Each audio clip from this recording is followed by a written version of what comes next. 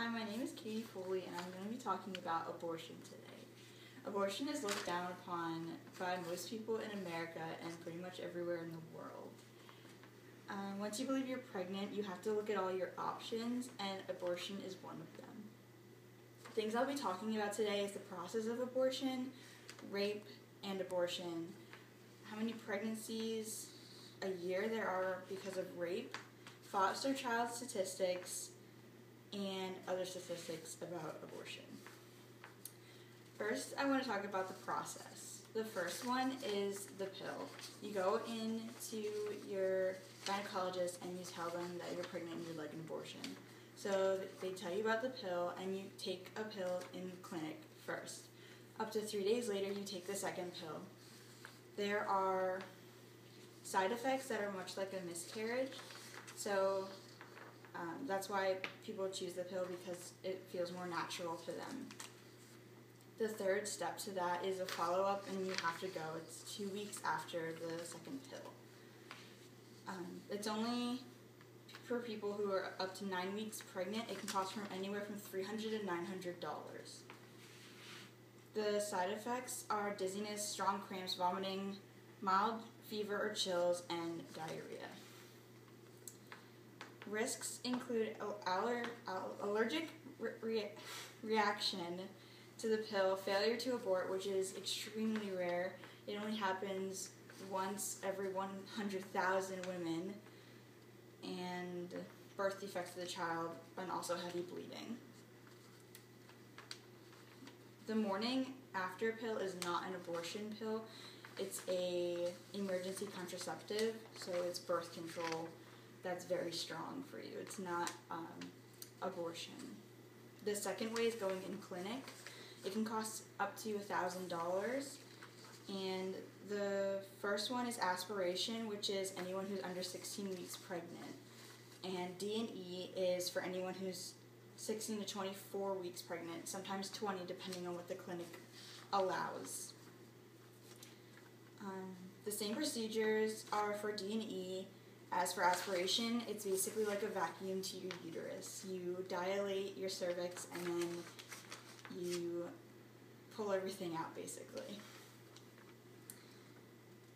The same risks and side effects are to this one from the pill, but these risks are much less. This is a lot more effective than the pill. The second thing I'd like to talk about is rape and abortion. About 5% of rapes lead to pregnancy. So that's about 32,000 pregnancies a year from rape, because there's 640,000 rapes a year that we know of. Only 1% of abortions, though, are rape-related that are written down. If you would end up getting pregnant from a rape, then that child would be a constant reminder, and I feel as though if you would have that constant reminder, you wouldn't be as fair to that child if you had other children, or you would just be really mean to that child. This next thing I'd like to talk about is foster children. The foster children don't end up having as great lives as other people. Only 54% of them earn a high school diploma, 2% get a bachelor's or higher, 84% actually become parents just like their parents, so they repeat this cycle. 51 are employed when they're older, 30% have no health insurance, and 25% become homeless at one point.